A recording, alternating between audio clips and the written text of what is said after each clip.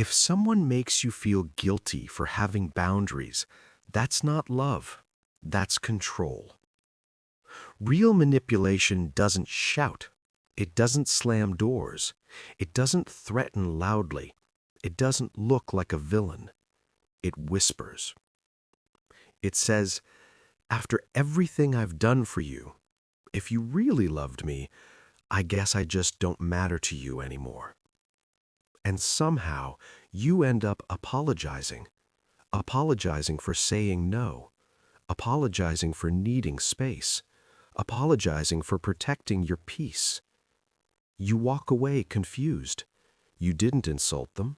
You didn't attack them. You didn't betray them. You simply set a limit. And yet, you feel like the bad person. Stoicism has a name for this. It is the surrender of your inner authority. And once you surrender that, you begin to lose yourself. Emotional blackmail is rarely dramatic. It is subtle. It operates through guilt, fear, obligation, silence, victimhood. Not through logic, not through calm discussion, not through mutual respect, but through emotional pressure. Someone feels upset, and instead of owning their feelings, they place them in your hands. Now you feel responsible. You feel guilty for saying no. You feel selfish for needing rest. You feel cruel for choosing yourself. And slowly, without noticing, you start making decisions based not on reason, but on avoiding their disappointment. From a Stoic perspective, this is where power erodes, because you are taking responsibility for emotions that are not yours to manage. Humans are wired to avoid rejection. Thousands of years ago, being excluded from the tribe meant danger. So when someone withdraws affection, when they go cold, when they act hurt or distant, your nervous system reacts. It feels like threat. So you comply. Not because you agree, not because you want to, but because you want the tension to stop. You want harmony back, even if it costs you dignity. Guilt is one of the most powerful psychological levers in existence. It activates shame. Shame activates the fear of being bad. And most people would rather betray themselves than be seen as selfish. So manipulators frame your boundaries as cruelty, your independence as rejection, your clarity as coldness. And because you are empathetic, you start questioning yourself. Am I being too harsh? Maybe I should try harder. Maybe I owe them. That is the moment control begins. Not when they pressure you, but when you doubt your right to stand firm. Empathy is healthy. Caring about how others feel is a strength. But somewhere along the way, you confused empathy with responsibility. You began to believe, if they're upset, it must be my fault. If they're hurt, I must fix it. If they withdraw, I must chase. That belief makes you predictable, and predictability makes you controllable. Epictetus said, "It is not things that disturb us, but our judgments about them." Someone being angry is not your disturbance. Your belief that you caused it is. Someone feeling disappointed is not your crime. Your assumption that you must repair it is. Their reaction belongs to them. Your decision belongs to you. Never confuse the two. Marcus Aurelius wrote, "You have power over your mind, not outside events." Their mood is an outside event. Their withdrawal is an outside event. Their guilt-inducing words are outside events. But your judgment, your response, your boundary, that is yours. And that is where your power lives. Seneca warned, "No man is free who is not master of himself."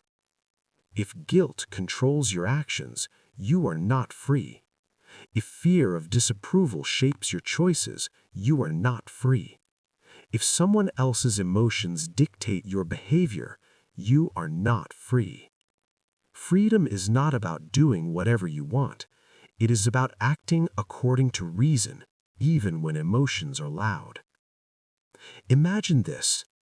You calmly say, "I'm not available tonight." They respond with silence, coldness, a subtle shift in tone. The room changes. You feel tension rising, and suddenly your mind races. They're hurt. They think I don't care. I should explain more. But ask yourself, did you insult them? Did you betray them? Did you simply set a limit?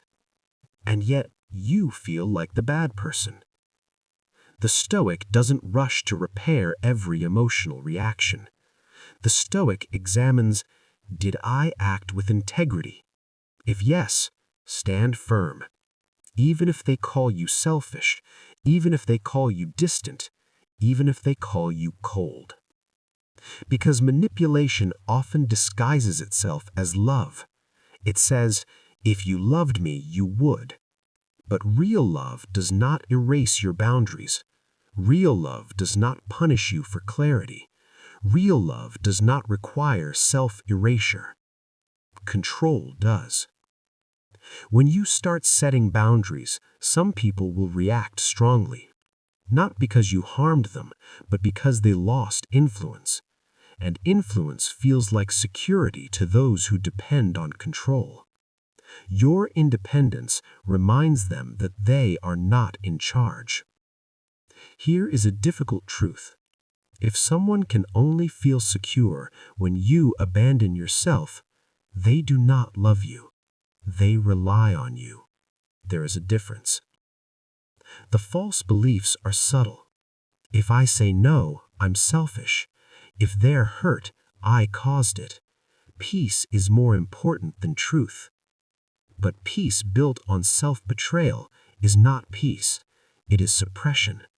And suppression always resurfaces as resentment, as burnout, as quiet anger. The Stoic correction is sharp. Boundaries are not attacks. Discomfort is not harm. You are responsible for your choices, not their emotions. Read that again. You are responsible for your choices, not their emotions. When someone says, "You've changed," sometimes that means you stopped tolerating what hurt you. When someone says, "You're not the same anymore," sometimes that means you stopped being easy to control. Growth often looks like coldness to those who benefited from your compliance. Stoicism is not about being unkind. It is about being sovereign, emotionally sovereign. It is about standing calmly while someone projects guilt onto you. It is about listening without absorbing false responsibility. It is about responding instead of reacting. You can say, "I understand you're upset," without saying, "and I am guilty." You can say, "I hear you," without saying, "I will change my boundary." You can say no without adding 10 paragraphs of apology. Emotional blackmail only works when you accept the script, when you step into the role of rescuer, fixer, appeaser. But the moment you refuse false responsibility, the dynamic changes. Maybe they escalate. Maybe they accuse. Maybe they withdraw. Let them, because their reaction is not your assignment. Here is the Stoic rule: cold, direct, unforgettable. You are not responsible for emotions you did not create. Speak clearly, stand calmly, refuse guilt without rage. You don't need to shout. You don't need to justify endlessly. You don't need to attack.